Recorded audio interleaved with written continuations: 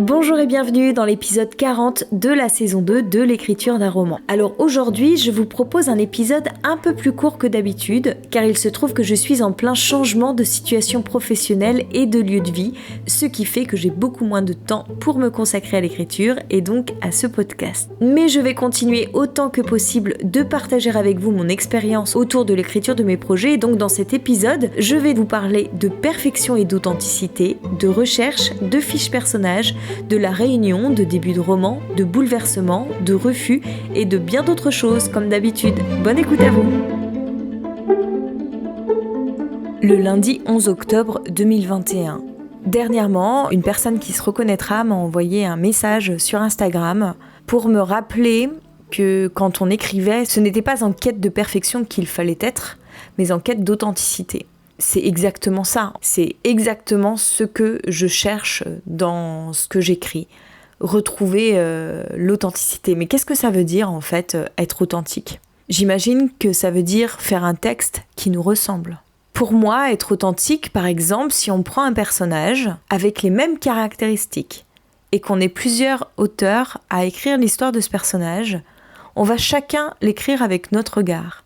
Même si ce personnage est le même d'une personne à l'autre, il n'en ressortira pas pareil parce qu'on ne le verra pas de la même façon.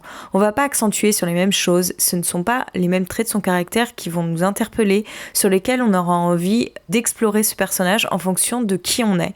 C'est ça en fait l'authenticité. Enfin, c'est comme ça que je vois les choses, hein. Je dis pas que c'est ça de manière absolue, il faudrait que je réfléchisse un peu plus sur cette question. Bon, en tous les cas, je remercie beaucoup cette personne de m'avoir fait part de cette remarque parce que c'est exactement ça, ce derrière quoi je cours quand j'écris.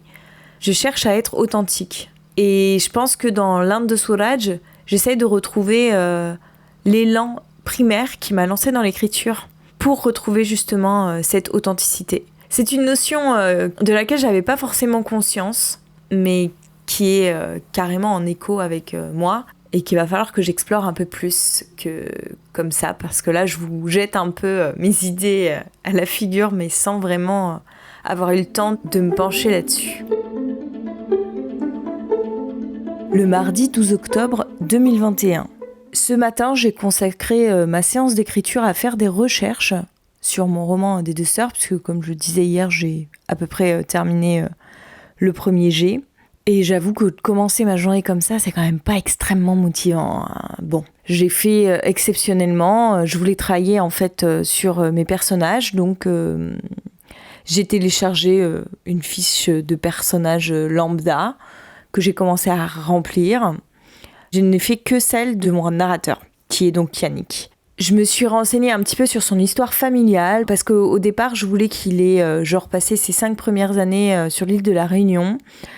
Et après, je me suis dit que c'était pas très logique que ses parents aient quitté... Enfin, je voyais pas pourquoi ses parents auraient quitté la Réunion lorsque leur fils avait 5 ans. La Réunion, souvent, les gens sont quand même très proches de leur famille. Enfin, ils habitent tous les uns à côté des autres, souvent. Voilà, c'est assez familial, en fait, comme ambiance. Donc, les personnes qui quittent la Réunion, souvent, c'est pour aller faire leurs études. Ils reviennent ensuite pour travailler. Bon, c'est vrai qu'il n'y a pas beaucoup de travail à la Réunion. Souvent, j'ai regardé un petit peu ce qui explique les départs de l'île de la Réunion. Ce sont suite à des mutations. Mais ça peut être des mutations dans la fonction publique, pour les collèges, lycées, gardiens de la paix, gendarmerie, ce genre de choses. J'étais un peu perturbée, donc je me suis dit que le mieux, en fait, c'était que les parents de Yannick se soient rencontrés en métropole, mais qu'ils soient tous les deux d'origine réunionnaise, simplement.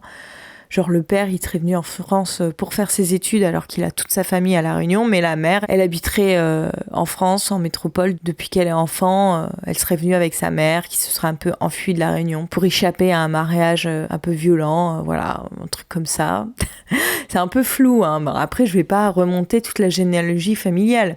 Donc voilà, j'ai un peu imaginé aussi les caractéristiques des parents de mon personnage. Du coup, je me suis pas mal renseignée sur les raisons qui faisaient que on peut quitter un endroit comme La Réunion, les raisons de l'immigration, de l'émigration, etc. Bon, il y avait beaucoup d'éléments à étudier. J'ai pas non plus envie de faire une recherche extrêmement pointilleuse. Enfin voilà, moi j'adore écrire des histoires, j'avoue que le côté recherche, ça me saoule un petit peu. Bon, peut-être parce que je ne sais pas très bien chercher. Donc ça a été la première chose, et ensuite j'ai recherché un petit peu tout ce qui concernait le métier d'éducateur spécialisé. J'ai un peu déterminé avec quel public j'avais envie que mon personnage travaille. J'aimerais qu'il travaille avec des jeunes en difficulté, soit qui sont déscolarisés, soit qui ont un milieu social et familial un peu difficile, conflictuel, des jeunes un peu de quartier, un peu à la dérive, quoi. Et donc, j'étais sur Pôle emploi carrément pour voir un petit peu les offres d'emploi qu'il y avait dans ce secteur à Paris, puisque j'ai envie que mon personnage travaille à côté de là où il habite, et il habite à Paris, qu'il travaille du lundi au vendredi, qu'il ne fasse pas de soirée ni de week-end. Et donc, le plus adapté à son profil, ça serait dans un centre socio-éducatif, quelque chose comme ça, avec un public de jeunes en difficulté. Bon, j'ai à peine étudié le sujet, ça reste quand même assez ténu comme recherche, mais ça m'a quand même pris 2 heures, tout ça. Et c'est un peu relou, en fait. Ça m'a pas trop intéressée de faire ça. J'ai l'impression de me perdre dans ces recherches. J'ai l'impression que je pourrais y passer des heures et des heures sans en tirer quelque chose de concret qui puisse vraiment me servir à l'élaboration de mon roman. Et puis commencer ma journée comme ça, comme je disais, franchement, c'est pas du tout motivant. Parce que justement, on en tire très peu de ces recherches. C'est un puits sans fond, c'est un fil qu'on peut tirer indéfiniment et ne jamais s'arrêter. Et puis c'est pas la partie qui m'enchante le plus dans l'écriture. Donc bon, je vais essayer de pas trop m'appesantir là-dessus. Je ne pense pas que je vais continuer là-dessus demain. Et je suis pas sûre non plus d'être tombée sur une bonne fiche personnage. Peut-être qu'il faudrait que je fouille un peu plus sur internet, voir un peu celles qui existent. Parce que là, bon, ça m'a donné quelques idées pour mon personnage, c'est ça qui est intéressant, mais après, ça m'a pas non plus transcendée, quoi. Je suis un peu frustrée de ma séance d'écriture, là. J'ai l'impression d'avoir pas perdu mon temps, mais un petit peu quand même. Parce que c'est vrai que c'est pas du tout ce que je recherche dans l'écriture. Je sais que ça en fait partie, mais c'est vraiment pas la partie que je préfère. Le jeudi 14 octobre 2021. Finalement, je continue à travailler sur Les Deux Sœurs, parce que voilà, il est encore un petit peu tôt pour reprendre l'Inde de Soulage. Alors c'est vrai que je n'écris pas beaucoup en même temps en ce moment parce que j'ai pas mal de chamboulements dans ma vie personnelle, ce qui fait que j'ai un petit peu du mal à me concentrer sur l'écriture. Une des difficultés de l'écriture, c'est que lorsque on est remué intérieurement, je trouve que c'est compliqué en fait de se concentrer sur autre chose. Là, ce matin par exemple, j'ai écrit et ça m'a fait du bien finalement parce que je ne pensais plus à tous mes problèmes perso. J'étais dans mon écriture et du coup, j'ai un peu fait abstraction de ce qui me travaille en ce moment et ça m'a fait un bien fou. Mais c'est vrai que c'est compliqué de dégager cette bulle pour l'écriture. Donc là, en fait, je retape mon manuscrit, donc ce que j'ai écrit à la main sur ordinateur en le retravaillant.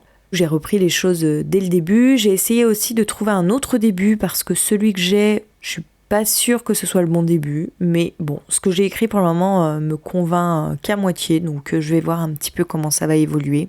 En fait, j'ai envie peut-être de commencer par la fin. C'est-à-dire que quand on entre dans le roman, on est déjà à la fin de l'histoire et que ça soit un retour en arrière du narrateur qui explique comment on en est arrivé là. En fait, j'ai envie de trouver une justification au fait que ce soit lui qui raconte l'histoire. Et comme c'est pas quelqu'un qui écrit, j'ai envie qu'on comprenne qu'il enregistre comme s'il parlait, comme s'il racontait cette histoire. Mais bon, pour l'instant, ce que j'ai écrit me convainc pas trop, donc je suis pas sûre de laisser tel quel. Peut-être que je vais directement commencer dans le vif du sujet sans passer par la fin au début. Enfin, je sais pas encore, je me laisse le choix. Et je trouve que ça s'enchaîne plutôt pas mal, ça se lit très bien. Bon, ça reste simple, c'est pas de la grande littérature, mais bon, moi ça me plairait de lire un livre comme ça, donc il faut que j'arrête de me mettre une espèce de pression sur les épaules comme si j'avais envie d'avoir le prix Goncourt, quoi. Le but, c'est quand même de me faire plaisir avec ce que j'écris. Si je suis là en train de me prendre la tête parce que j'ai envie que ça corresponde à une certaine littérature, c'est pas le but de la manœuvre. Il faut vraiment que je garde ça en tête. Même si c'est vrai, je peux pas m'empêcher d'espérer une reconnaissance et publique et critique. L'idéal, ça serait ça en fait. J'ai pas envie juste d'avoir une reconnaissance publique et populaire. J'ai aussi envie qu'il y ait un travail autour de mon écriture, que ça soit d'une certaine profondeur. Bon, j'ai décidé que j'arrêtais de me prendre la tête là-dessus. Et donc par rapport à mes chamboulements dans ma vie perso, il y a notamment un grand chamboulement qui va sans doute intervenir, c'est que je vais très certainement reprendre un travail salarié.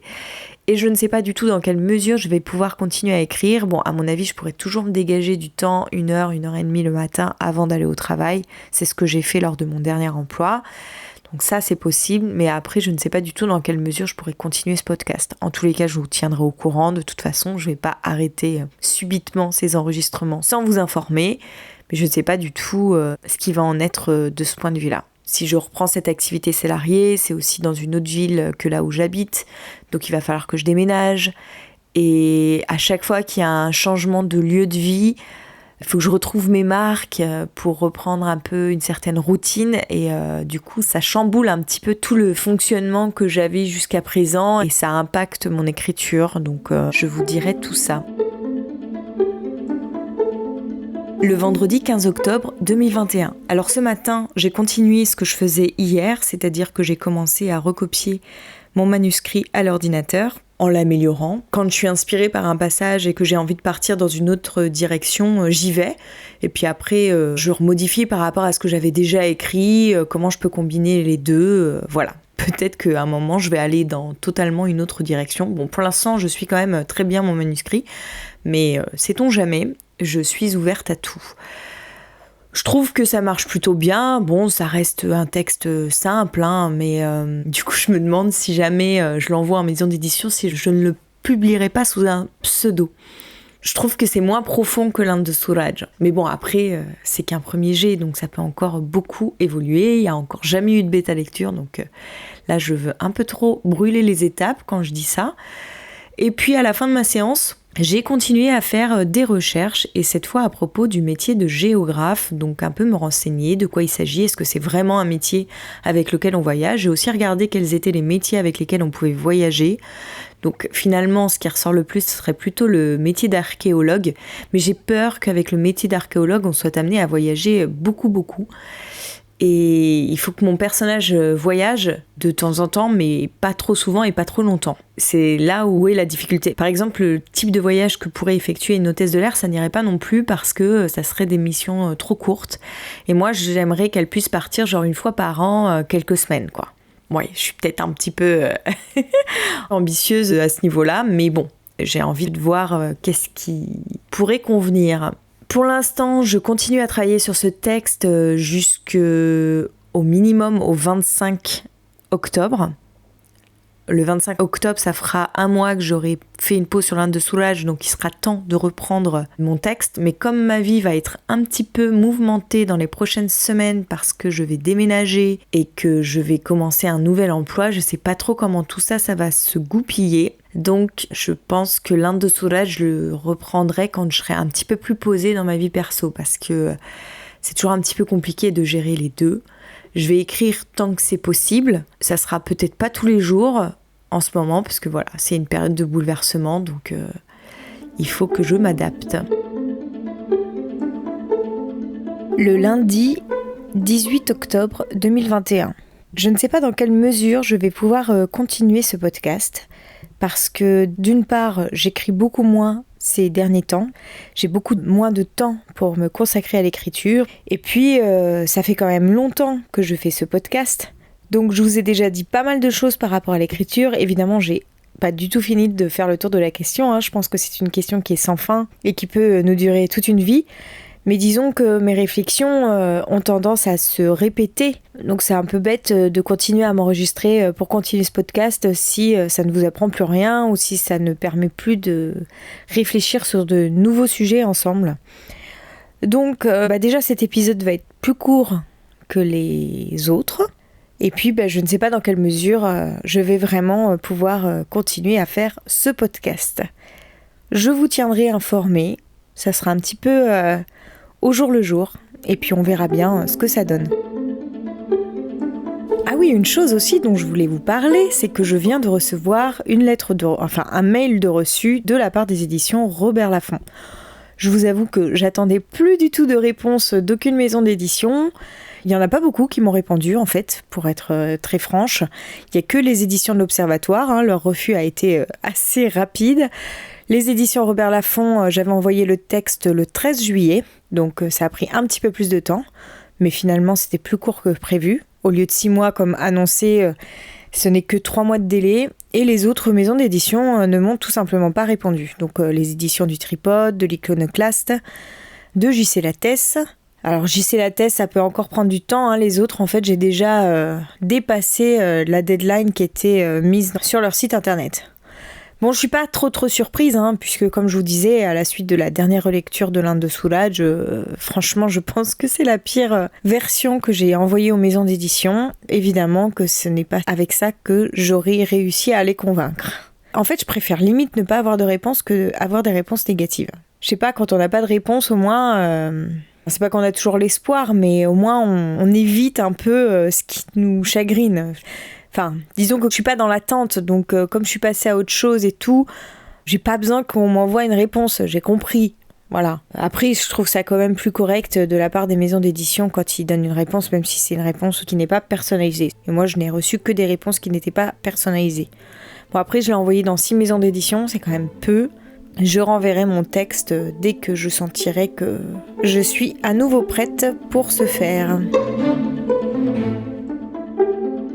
C'est tout pour aujourd'hui. Comme je vous le disais, c'est un épisode un peu plus court que d'habitude, mais comme je prends toujours un énorme plaisir à partager avec vous mon expérience, je ferai tout pour poursuivre ce podcast. Alors si de votre côté vous avez des remarques, des avis, des pistes d'amélioration, de transformation ou des suggestions à me faire part, n'hésitez pas à m'envoyer des messages via mon compte Instagram @AureliaHorner.